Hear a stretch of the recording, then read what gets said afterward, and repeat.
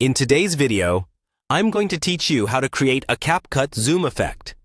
We're going to walk through this step by step so you can follow along easily, even if you're new to CapCut. Make sure you've already imported your clip into the timeline, because that's where we'll start. First, play through your video and decide exactly where you want the zoom to happen. This could be a moment where something important appears on screen, a reaction shot, or a detail you want to highlight. Pause the video at the frame where you want the zoom effect to begin. Taking a second to choose this point carefully will make the final result feel much more intentional and professional. Next, we'll create our first keyframe.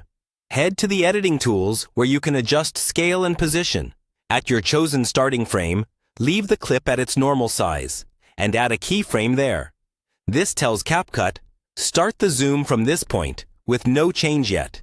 Now, move the playhead a little further along the timeline to where you want the zoom to be fully visible. This could be a quick zoom over a fraction of a second for a more dramatic effect, or a slower zoom if you want it to feel smooth and subtle. At that new point, increase the scale of the clip so that it zooms into the subject you want to emphasize. You can also adjust the position slightly to keep the subject centered. When you set this second keyframe, CapCut automatically creates the animation between the 2 points. Play it back to see how it looks. If the zoom feels too fast, drag the second keyframe further away from the first one to slow it down. If it feels too slow or not impactful enough, move the keyframes closer together or increase the scale a bit more. Small adjustments can make a big difference.